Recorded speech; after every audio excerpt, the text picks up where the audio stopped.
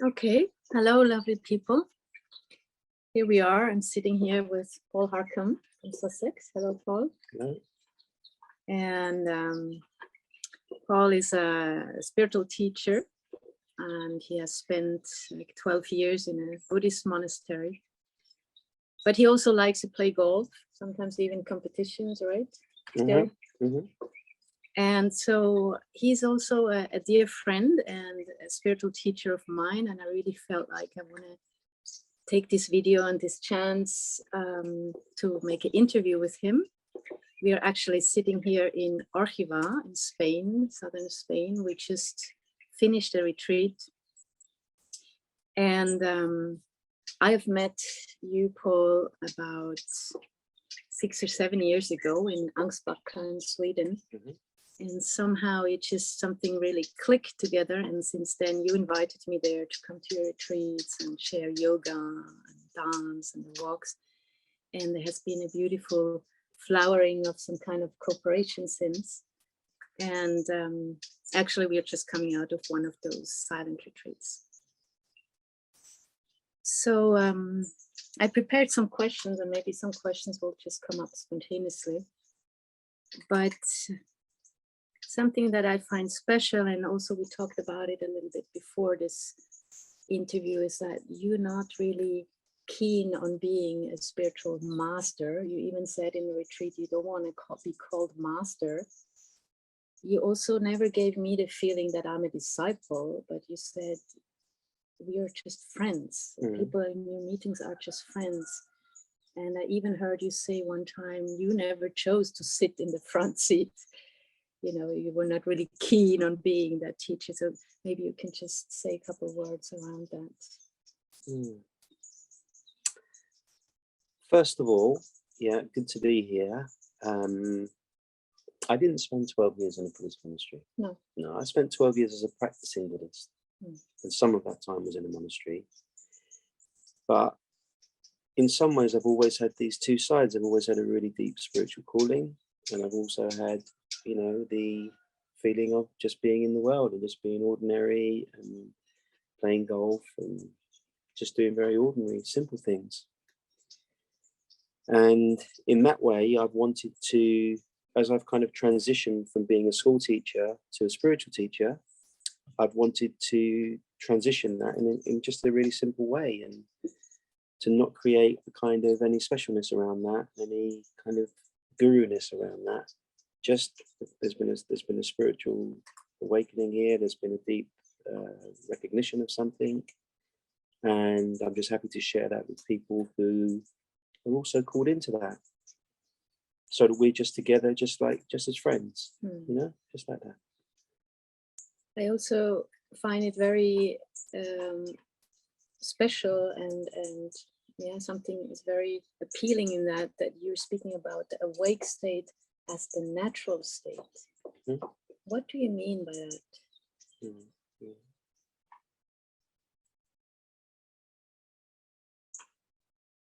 Well, a lot of people believe that spiritual awakening is about finding something special.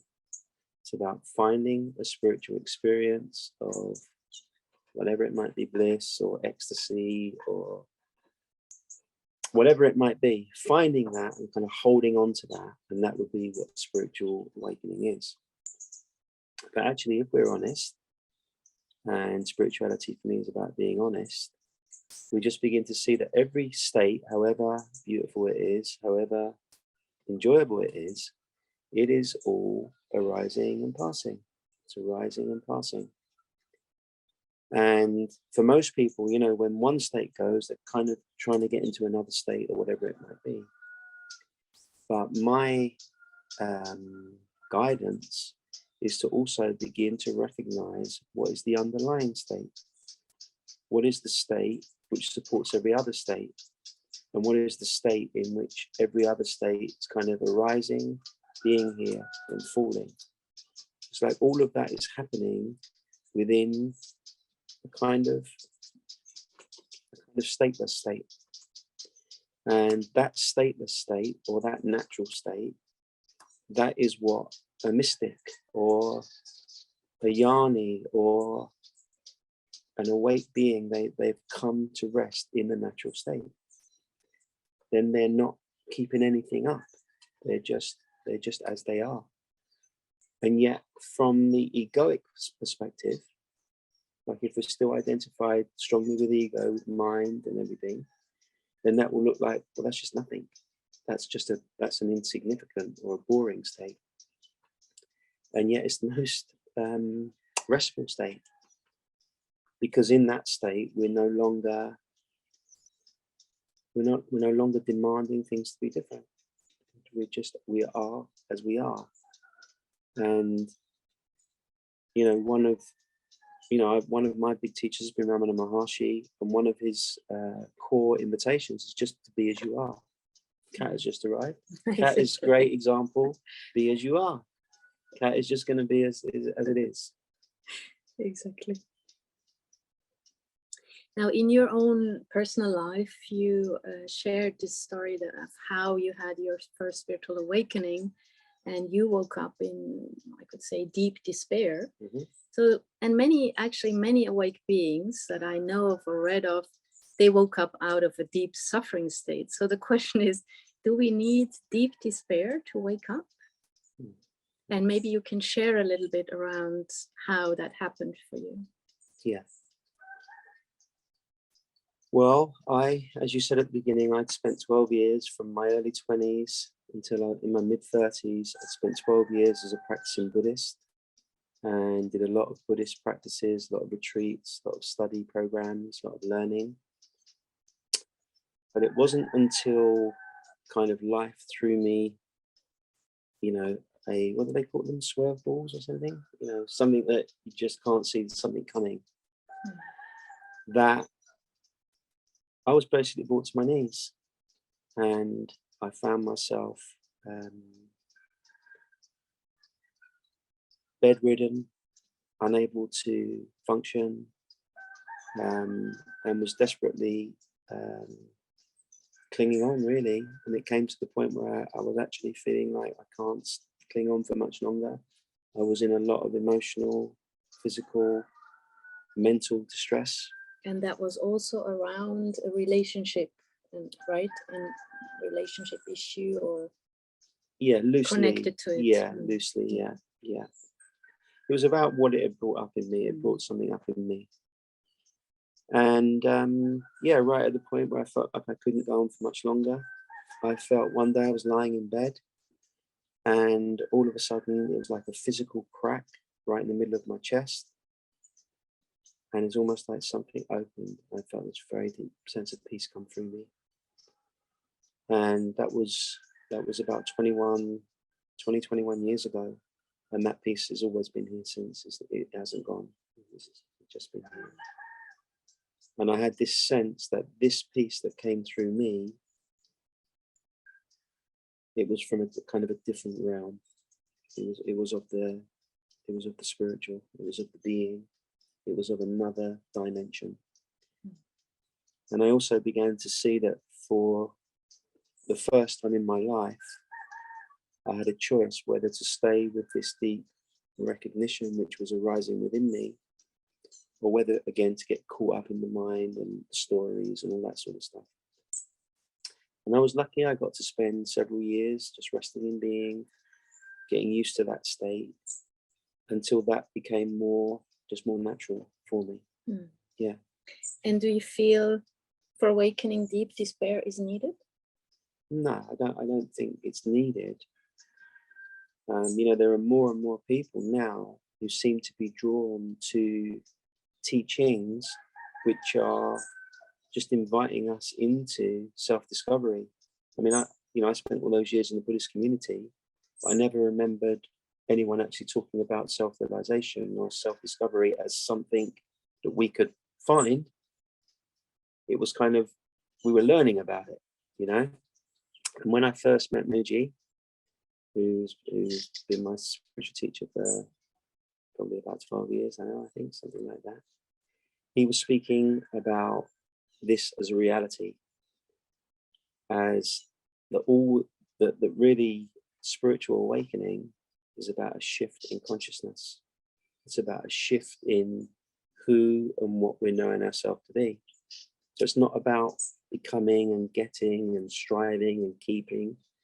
It's about yielding, resting, letting go, and recognizing that deeper than this body-mind persona, there is also something else here. And that other thing, thingless thing, that is ever present and is always here. And actually, the shift in consciousness is to know ourselves more to be that rather than the kind of surface expression. But it seems also that a lot of people, they don't have an interest in that until there is deep suffering. Exactly. So, you know. When we tried everything, no? Yeah. We come to this path. Yeah. You have to give the ego some credit. You know, it doesn't give up easily. It's going to keep on trying and trying and trying and trying until sometimes you come to the point where you say, actually, I've got no more moves left to make.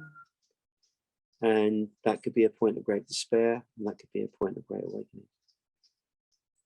You know, just as I'm sitting here listening to you, and I've listened to you many years now, I just feel like this bathing into this, in the being. And you said to me once, you know, because there's many spiritual teachers out there, and there's a big spiritual supermarket, right? So to really find out if a teacher is clear, you have to feel into if the words and the energetical expression are aligned. I don't know if you want to say a couple of words around that, because I do feel that it's like, I mean, Ramana Maharshi, he wouldn't even speak any words. His transmission was just energetical. But maybe you want to say something about this alignment of what you speak and what you emanate as a teacher. Yeah.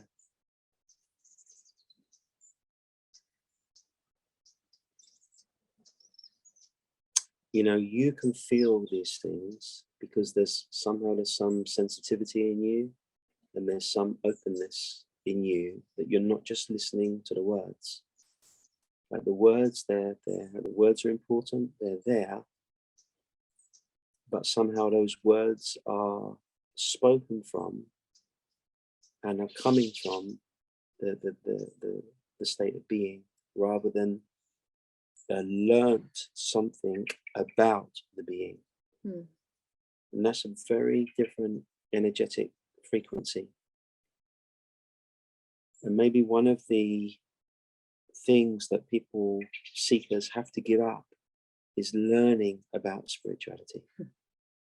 You know, it has its place. You know, I'm not saying it doesn't have its place. It does have its place. But awakening cannot be learnt. Self-realization cannot be learned. It can only be discovered. And when that discovery is clear, then somehow that is felt by those other people who are sensitive to that. It is felt. And then it's almost like the words become less significant. And what becomes more significant is the energetic vibration that is being shared.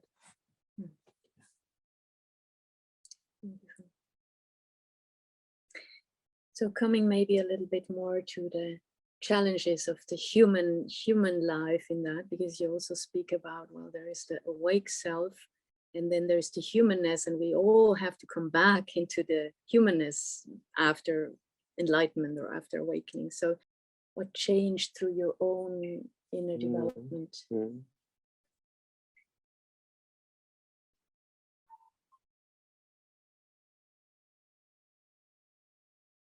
You know, I guess all of this whole thing comes down to it all being on some level an inside job.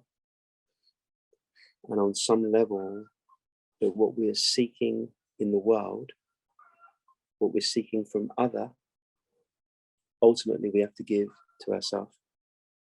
We have to give that to ourselves. So whether that is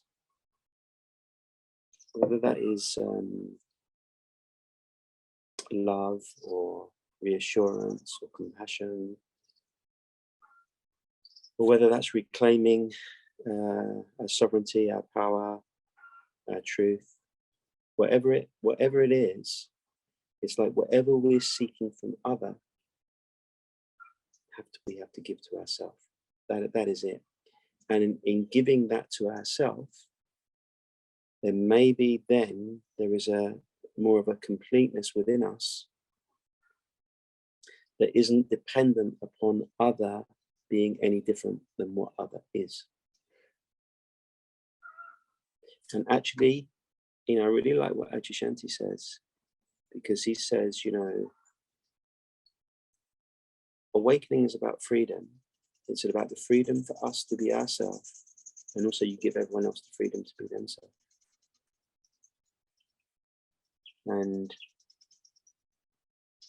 in a very real, grounded way, that is often what this is about. It's just about giving everyone freedom, giving ourselves freedom. And just to say one other thing on this, because often one of the last traps that can be there is to be a spiritual person, be a spiritual person.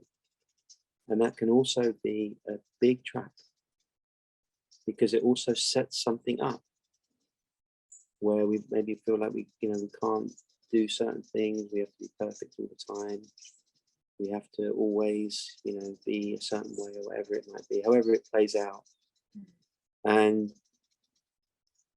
maybe in the embodiment aspect of all of this, there is a very deep self-acceptance of both our humanness, who we are on a human level, with all of our challenges in that area, and also a recognition of who we are on a spiritual level.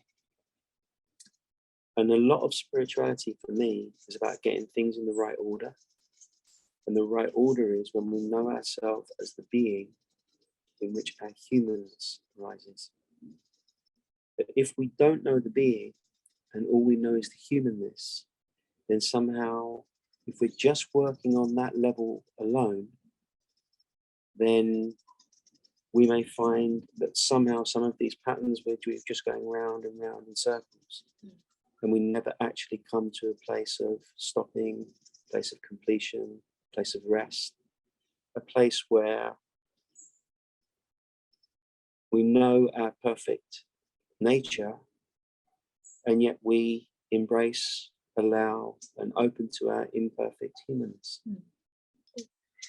So staying a little bit with the challenges on the human level, you also went in the last couple of years, you also went through some challenges, health-wise, relationship-wise, and maybe if you could share something of how you met those challenges, or how you, from where, or how you met those challenges, or insights around that, because I feel this is the gain for us, all of us humans. Like, what can an awake person, what's the difference of how they meet the difficulties? So maybe... Yeah. Well, look, if you've been around long enough, and most of us have, I think, then, what we're going to find is that life is going to bring us challenges. Every one of us, no matter who we are or what we're doing. And those challenges can either bring us more into a kind of separateness and strong resistance, or they can allow us to get really honest and very real with ourselves, and to just say that, okay, whatever is happening, whether that's relationship breakups or whatever. Yeah, what is that triggering in me? And again, coming back to this central point, can I take care of the parts in me that are getting triggered by the situation, rather than needing something out there to change, or somebody or something out there to change or look after me, for me to be okay in myself? So it's a very big shift, because it's almost like we're hardwired to seek out there. And if you listen to, every song on the radio is about that, isn't it?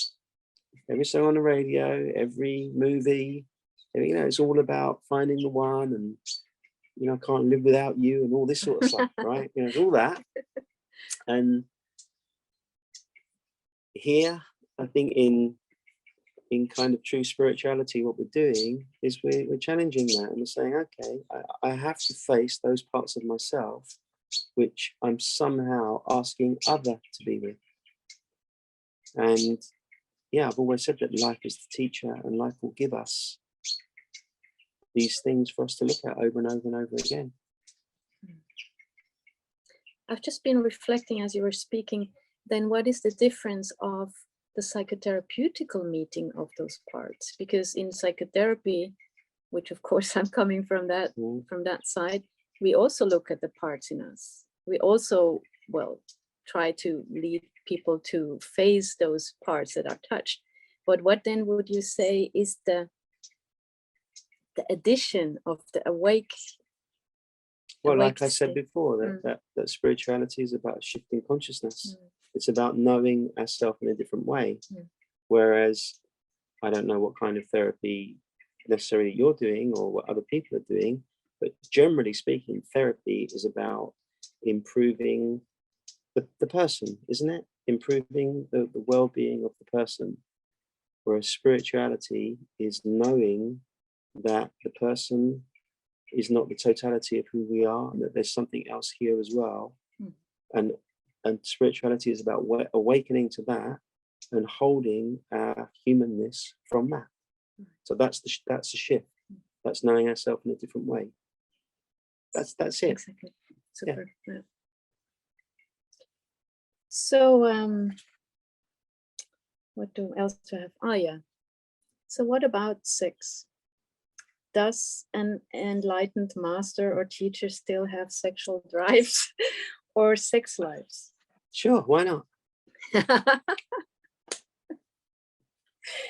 Okay, that was fast. Well. Then maybe two more questions. In retreats, I often see you, all your retreats are silent. And you also shared that you have a very silent expression of the truth. And I often see you sitting somewhere and just looking out in nature, just dissolving in the self. And I just wanted to ask you if you can share what is happening inside of you when you're just there looking out into nature. Nothing. Nothing's happening. I thought it would be a bit more like more than nothing. Yeah, but it's a kind of a divine nothing. It's not like, if the mind takes that. So you're looking out there, you're sitting in nature, and what's happening? Someone say nothing. From the mind's perspective, the mind's saying, "Wow, what do you mean?" But from the perspective of the self, nothing is happening, and that is a very different nothing from the nothing that the mind is experiencing. You see, yes, so it's the same word, but I could elaborate a little bit. I could make it more poetic and more. I could dress it up a little bit. But actually, the truth is nothing's happening. Just resting and being.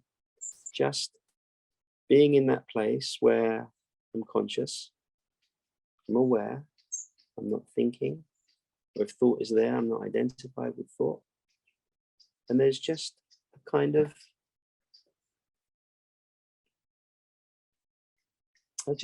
stopping.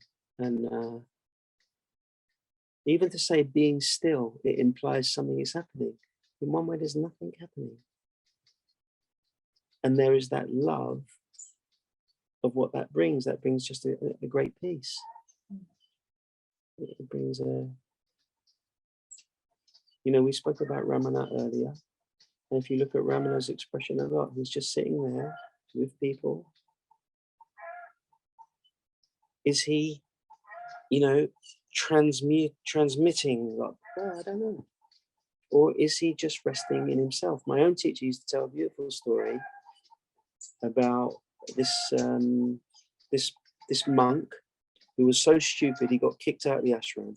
He was so stupid, couldn't do anything right. They kicked him out.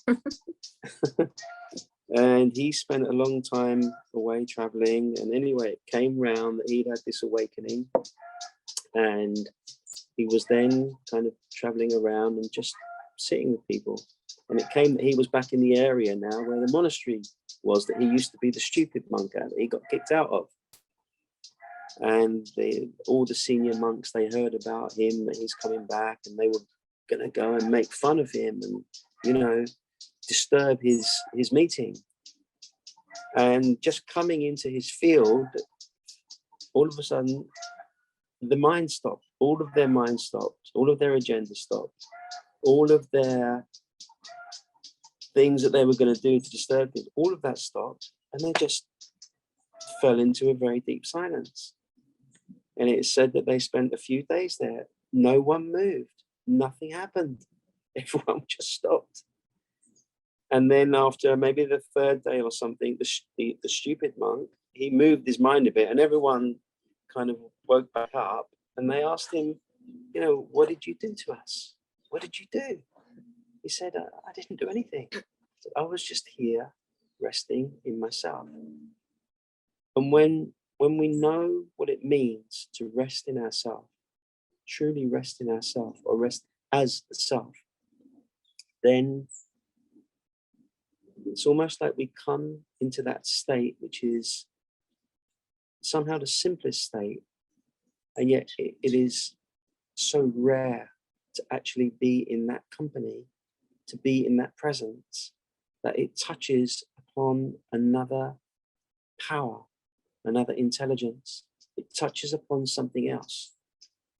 And when that sort of comes into the bloodstream or into the awareness, it's almost like another power is coming in. The old power of, you know, okay, we've got to do this and that, and gone. Another power is there. And it is said that for those beings who get touched by that power,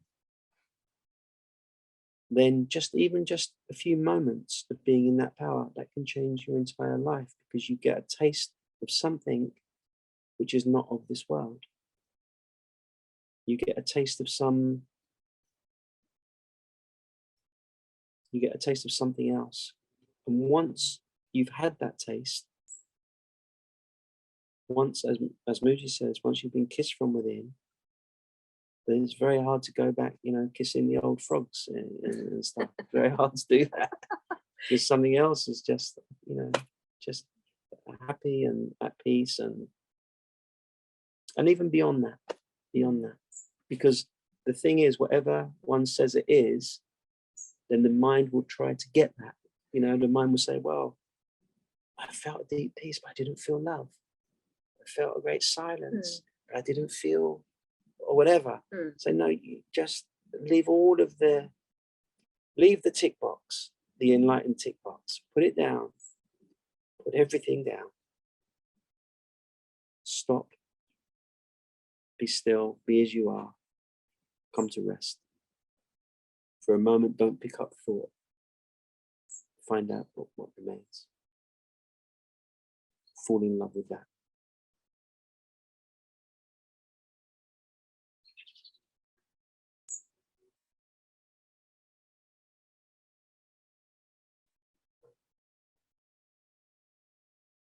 Or dissolve in that.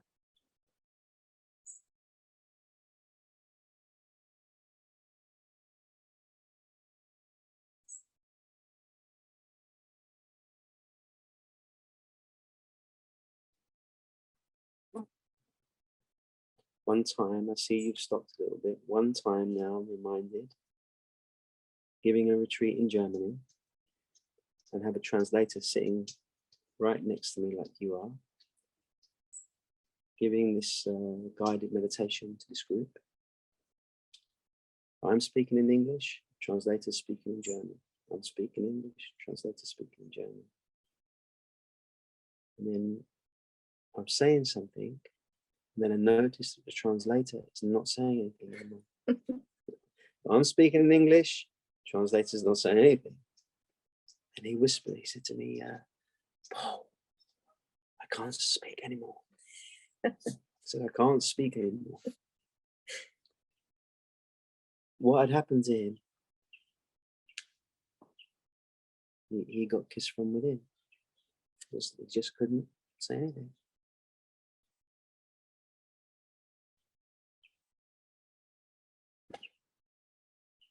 I don't know if anybody else noticed. It didn't really matter anymore. And like I say, if you get a taste for that, then all of the learning is just gone.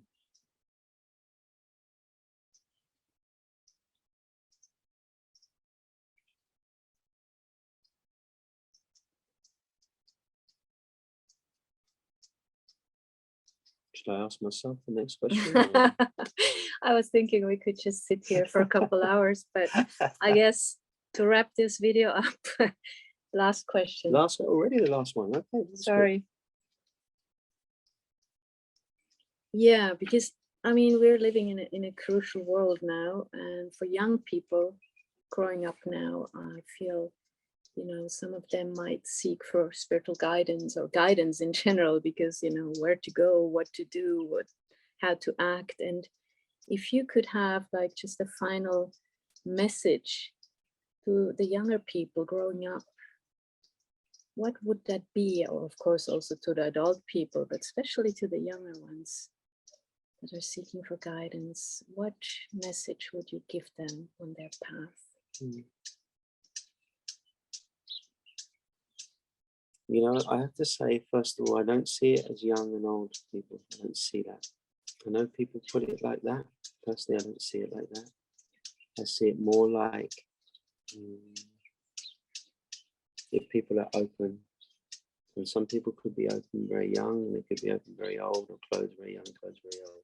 If someone is open, we'll put it more like that. If someone is open, then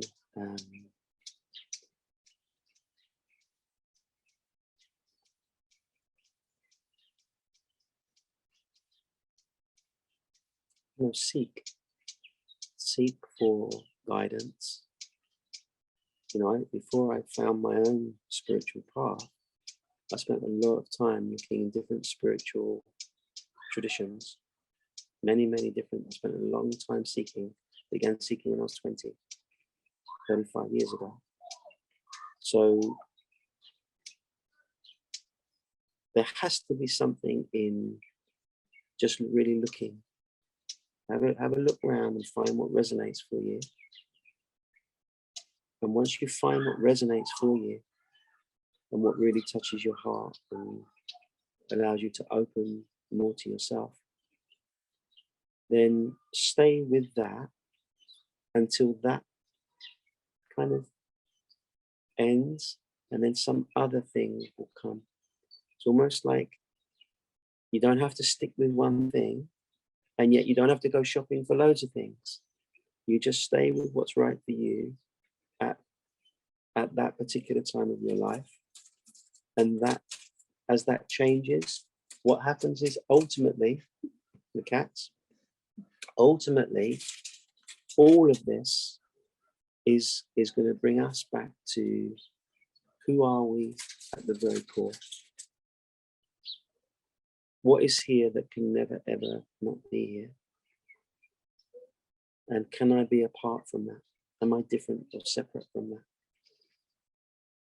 And in that kind of self-discovery, self-realization, then something is free. Something is free.